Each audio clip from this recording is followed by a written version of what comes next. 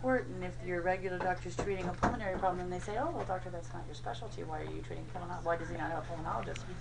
So patients like your father that come into the hospital start out with one doctor and end up with 6 or 8.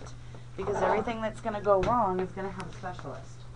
Now, I'm not saying that's necessarily a bad thing, because medicine is so specialized these days that, you know, it's like, you know, you can't know it all.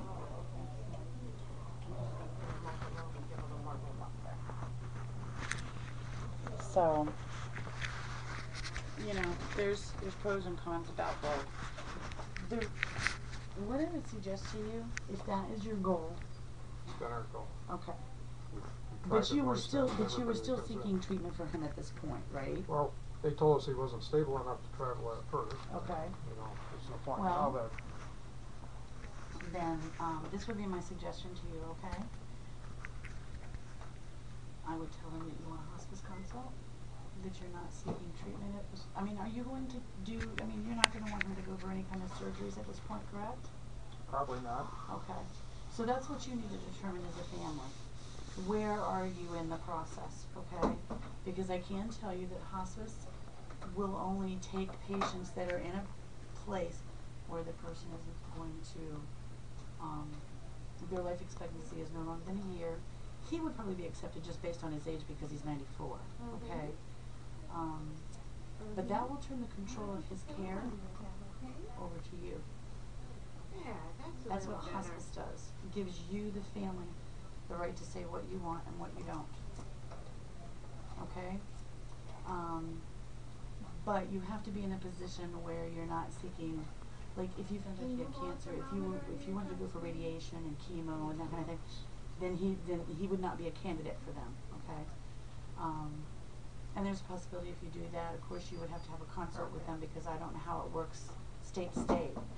But if that would be your goal, is to take him home and then get him to Michigan, I mean that's All we need is the doctors to give the okay.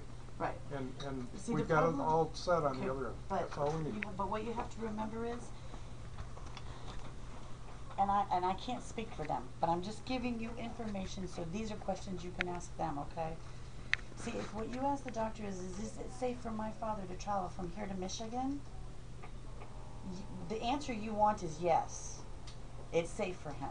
It may not be safe for him. We understand there's risk involved. There's risk with anything. Right. So you may not have a doctor that's going to tell you, yes, it's safe to discharge your father and transport him to Michigan, because it may not.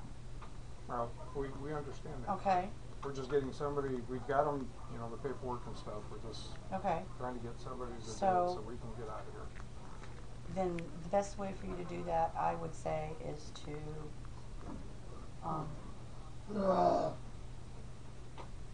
I would talk to him about the situation with his belly. I mean, I don't know if they would need to tap him again before he left, because he's pretty uncomfortable. Right. Yeah, I would imagine he would be good. And once the belly starts to get too big, he'll start to have trouble breathing. Okay. He did before. Yeah, right. Because there's nowhere for that to expand. Okay, so that's going to bring upon shortness of breath for him. But you know, I think what you need to do is approach the doctors with a position. What your position is, that you're not necessarily seeking treatment for him at this point. He's 94 years old. Okay, we want to get him better enough so that he can leave the hospital. Boy, you know, I thought we conveyed that. Okay. I thought that's already been. Okay. Who did you convey that to? Everybody we've talked to. Okay. Well, first of all, we have to make sure we're talking to the right people. Okay. So you're going to need to speak to someone from the hospitalist group. So MJ can help you with that today. Okay. Right. When she sees whichever hospitalist is covering your dad today, she can. I mean, she's hearing everything I'm telling you, so she can bring up with them that the family's goal is to have their father discharged from the hospital so they can take him back to Michigan. Okay? So, MJ can be your choir director today and speak to the hospitals, because they're ultimately the ones that have to discharge him. The other doctors that are on the case will have to sign off on the case. But I mean, basically, if they know.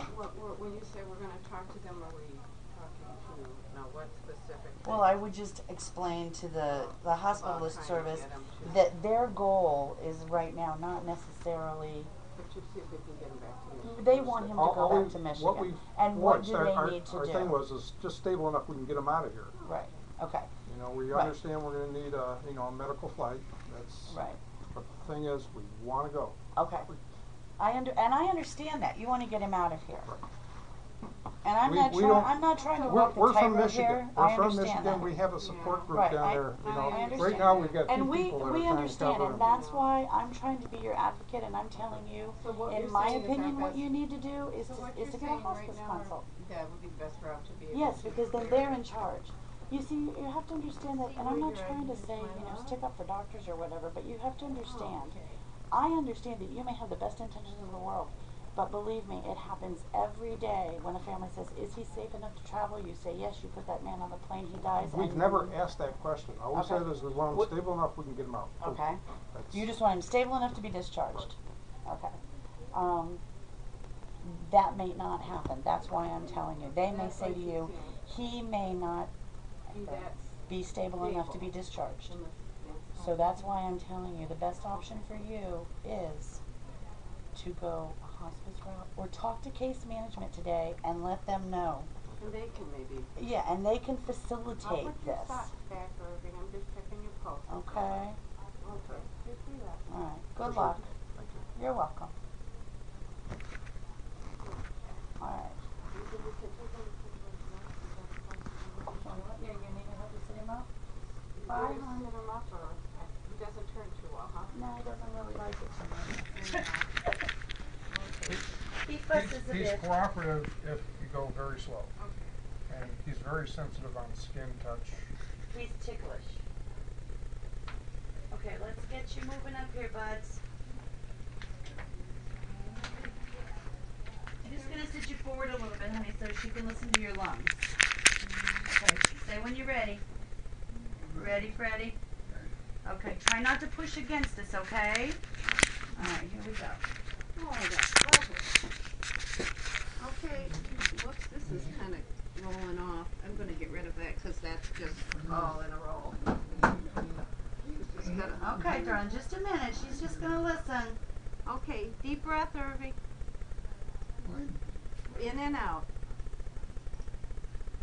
Deep That's breath. a guy. Okay, don't push back, honey. You're Deep breath. straining my back. There you go. Deep breath. They're trying to be gentle. You know what?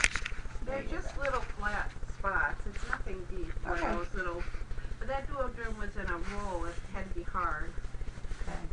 I mean, there's That not. must have just happened when we repositioned I'm him. sorry. It's possible. But his belly is pretty firm, so. Okay. I'm gonna check And that. he's ticklish. It's He's not ticklish, tender, it's okay. ticklish. You got it. All right, you take care, my dear, okay? All right. Good luck to you. That's good. Cough that up. Try to cough it up.